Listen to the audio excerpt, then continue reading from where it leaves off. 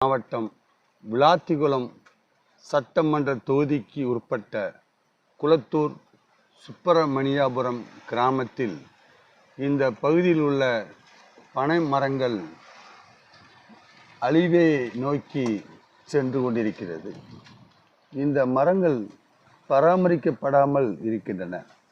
எனவே பனைமரத்துக்கென்று தனியாக நல வாரியம் அமைத்திருக்கும் தமிழக அரசு அந்த நல வாரியத்தின் மூலமாக இந்த பனைமரங்கள் அழிவிலிருந்து காப்பாற்ற வேண்டும்.